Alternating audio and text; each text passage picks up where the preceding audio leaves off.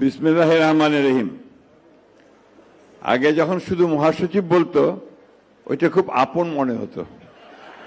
এখন যখন সঙ্গে আবার কিছু স্থানীয় সরকার ও মন্ত্রী মনে হয় যে একটু দূরে চলে যাওয়া হচ্ছে। যাই হোক, আমরা সব সময় আছি, কাছেই আছি, দলের সঙ্গে আছি এবং আমৃত্যু দলের সঙ্গে থাকবো বলে আমরা বিশ্বাস করি। সম্মানিত মাননীয় প্রধান অতিথি, যিনি আমাদের এখন অনুপ্রেরণা, যাকে দেখলে বাংলাদেশের লক্ষ কোটি মানুষ এখন নতুন স্বপ্ন দেখতে শুরু করে, নতুন করে এক বাংলাদেশ নির্মাণ করবার স্বপ্ন দেখছে। এবং আপনারা যারা সোশ্যাল মিডিয়া দেখেন, আমি কিন্তু সোশ্যাল মিডিয়া দেখি না, কিন্তু যারা দেখেন তারা ইতিমধ্যেই জেনে গেছেন যে সবচেয়ে জনপ্রিয় নেতা এখন হচ্ছেন তারেক রহমান। কি ঠিক কিনা, ভুল বললাম?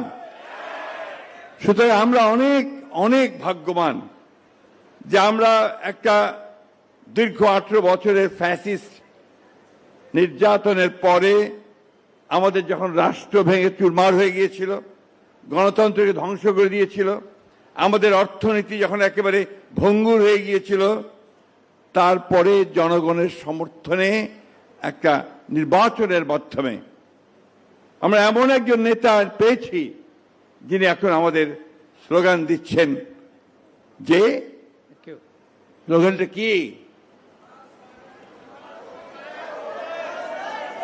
গর্ব দেশ, তার আগেরটা কি?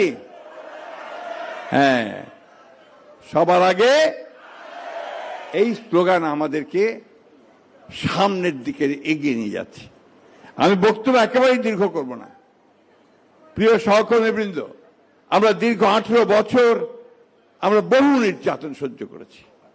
আমাদের সমস্ত জীবনটাকে 18 বছর ধ্বংস করে ফেলা হয়েছে, তছনছ করে ফেলা হয়েছে। এখানে আমি সামনে যাদের দেখতে পাচ্ছি, আমার সহকর্মীবৃন্দ, প্রত্যেকেই ভয়াবহভাবে নির্যাতিত, নিপীড়িত। আমাদের 60 লক্ষ মানুষের বিরুদ্ধে মিথ্যা মামলা দেওয়া হয়েছিল। আমাদের 20,000 তরুণ নেতাকর্মীকে হত্যা করা হয়েছিল। ইলিয়াস আলী সহ 3 জন 1700 নেতাকর্মীকে গুম করে ফেলা হয়েছে।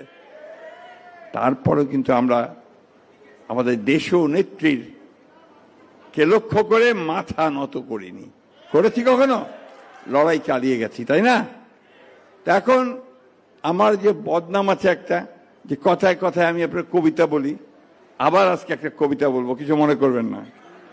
এই কবিতাটা খুব ছোট্ট, ভারতের ব্রিটিশ পিরিয়ডের, এবং সেখানে আপনার জাস্ট 1 মিনিট আমি বের করে নেই, ওটা তো আমি খুব কাঁচা।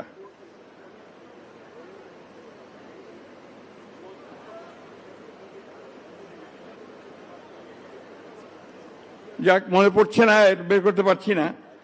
এটা হচ্ছে, তখনকার দিনে কয়েকজন কবি খুব বিখ্যাত ছিলেন। তার মধ্যে আমাদের রবীন্দ্রনাথ ঠাকুর, নজরুল ইসলাম, আরেকজন ছিলেন একজন সমালোচক কবি, রঙ্গলাল বন্দ্যোপাধ্যায়। তিনি একটা কবিতা লিখেছিলেন, খুব ছোট। তিনি লিখেছিলেন, স্বাধীনতাহীনতায় কে বাঁচিতে চায় হে, কে বাঁচিতে চায়। আসলে আমরা প্রতিটি মানুষই আমরা স্বাধীনভাবে বাঁচতে চাই। আর আমরা বাংলাদেশের এই অঞ্চলের মানুষ, আমরা প্রতিবার লড়াই করেছি স্বাধীনভাবে বেঁচে থাকার জন্য। সে ব্রিটিশ পিরিয়ড থেকে পাকিস্তানের জন্য আন্দোলন করেছি, পাকিস্তানের বিরুদ্ধে আন্দোলন করেছি, একটার পর একটা সংগ্রাম করেছি, লড়াই করেছি, বুকের তাজা রক্ত ঢেলে দিয়েছি।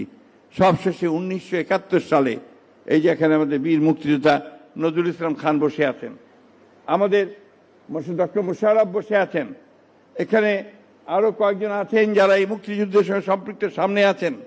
আমরা লড়াই করেছি, বন্দুক নিয়ে লড়াই করেছি, এই কথাটা মাথায় রাখতে হবে। এবং কাদের বিরুদ্ধে লড়াই করেছি? পৃথিবীর অন্যতম শ্রেষ্ঠ সেনাবাহিনী পাকিস্তান হানাদার বাহিনীর সঙ্গে লড়াই করেছি, এবং শেষ পর্যন্ত আমরা জয়লাভ করেছি, স্বাধীন একটা দেশ পেয়েছি। কিন্তু বন্ধুগণ, আজকে 55 বছর পরে আবার আবার সেই অপশক্তি মাথা চাড়া দিয়ে উঠছে। আবার সেই শক্তি যারা সেদিন পাকিস্তান হানাদার বাহিনীকে সহযোগিতা করেছিল, যারা সেদিন আমাদের ভাইদেরকে হত্যা করতে সহযোগিতা করেছিল, যারা আমাদের মা বোনদের সম্ভ্রম নষ্ট করতে সহযোগিতা করেছিল, তারা আজকে আবার নতুন চারায় নতুন ভ্রমে আপনার হাজির হয়েছে। বন্ধুগণ, এটা আমাদেরকে সাবধান থাকতে হবে। আমাদের স্বাধীনতাকে যদি আমরা সংহত করতে চাই, আমাদের যে সংগ্রাম লড়াই আমাদের নেতা তারেক রহমান সাহেব শুরু করেছেন নতুন বাংলাদেশ গড়ার, সেই লড়াইয়ে যদি আমরা জয়লাভ করতে চাই, তাহলে অবশ্যই অত্যন্ত সতর্কতার সঙ্গে সেই অপশক্তিকে পরাজিত করে স্বাধীনতার শক্তিকেই আমাদের সামনের দিকে এগিয়ে নিয়ে যেতে হবে। বন্ধুগণ, এবং সেখানেই আমাদের সাফল্য। আমরা সবাই খুব আশাবাদী। আমরা সবাই আমাদের নেতা তারেক রহমানের উপরে প্রচন্ড রকমের আশাবাদী। তিনি আসার পরেই মানুষের মধ্যে যেভাবে একটা আলোড়ন সৃষ্টি করেছেন, আশা জাগিয়ে তুলেছেন। এসে নেমেই কি বললেন? I have a plan. অন্য রাজনৈতিক কথা বললেন না, তিনি প্রতিশোধের কথা বললেন না, প্রতিহিংসার কথা বললেন না, বললেন যে আই হ্যাভ এ প্ল্যান।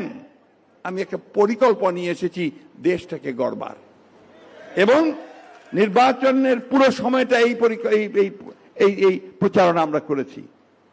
আর নির্বাচনের পরে পরেই তিনি প্রথমে হাত দিয়েছেন সেই কাজে। ফ্যামিলি কার্ড, কৃষক কার্ড, কৃষকদের 10,000 টাকা কৃষি ঋণ মওকুফ, খাল খনন কাজ শুরু হয়ে গেছে। বন্ধুগণ, শহীদ জিয়া যেমন একটা কর্মযজ্ঞ শুরু করেছিলেন তার দায়িত্ব পাওয়ার পর থেকে, মাত্র 3.5 বছরে তিনি গোটা বাংলাদেশকে সেই বটমলেস বাস্কেট থেকে একটা সম্ভাবনাময় বাংলাদেশে পরিণত করতে সক্ষম হয়েছিলেন। তাঁরই যোগ্য পুত্র তারেক রহমান আজকে আমাদেরকে সেই পথ দেখাচ্ছেন। আসুন আমরা সকল অপশক্তিকে পরাজিত করে আমরা আমাদের নেতা তারেক রহমান সাহেবের হাতকে শক্তিশালী করে আমরা সামনের দিকে এগিয়ে যাই। অতীতচারিতা ভুলে গিয়ে আমরা শুধু অর্জন করি আমাদের সুন্দর ভবিষ্যৎ, আমাদের সন্তানদের জন্য সুন্দর ভবিষ্যৎ, আমরা বাংলাদেশ যেন মাথা উঁচু করে বিশ্বের দরবারে দাঁড়াতে পারি, সেই কথা আমাদের বলতে হয়। আমি শ্রদ্ধা ভরে স্মরণ করছি যে কথা আমি বারবার বলি, যে আমাদের প্রথম নারী মুক্তিযোদ্ধা দেশনেত্রী বেগম খালেদা জিয়া, তিনি যার সারাটা জীবন এই গণতন্ত্রের জন্য তিনি দান করেছেন, অবদান রেখেছেন, যিনি বারবার 3 বার নির্বাচিত হয়ে বাংলাদেশের অর্থনীতিকে একটা জায়গায় নিয়ে গিয়েছিলেন, সেই মহান নেত্রীকে আমরা আজকে আবার স্মরণ করতে চাই। আমাদের সেই মহান নেতা যিনি বাংলাদেশের স্বাধীনতা ঘোষণা করেছিলেন এবং যুদ্ধ করে দেশ স্বাধীন করেছিলেন, শহীদ প্রেসিডেন্ট জিয়া রহমানকে আমরা স্মরণ করতে চাই। আমাদের সেই সব বীর শহীদদের যারা বুকের তাজা রক্ত ঢেলে দিয়ে আমাদের স্বাধীনতা এনে দিয়েছে, আমরা তাদেরকে কখনোই ভুলব না। আমরা ভুলব না এই দীর্ঘ 50 বছর যারা আমরা গণতন্ত্রের জন্য লড়াই করেছি, অধিকারের জন্য লড়াই করেছি, তাদের কাউকেই আমরা ভুলব না। আমরা 24শে জুলাই যোদ্ধাদেরও কখনোই ভুলব না। আপনাদের সকলকে অনেক ধন্যবাদ। আমি সময় নিয়ে নিয়েছি, সেদিন আমি দুঃখিত। আসসালামু আলাইকুম, খোদা হাফেজ। বাংলাদেশ জিন্দাবাদ, বাংলাদেশ জাতীয়তাবাদী দল জিন্দাবাদ, শহীদ জিয়া অমর হোক, দেশনেত্রী বেগম খালেদা জিন্দাবাদ। তার এসে যায় অমর হোক, এবং তারেক রহমান জিন্দাবাদ, বাংলাদেশের লড়াকু মানুষ জিন্দাবাদ।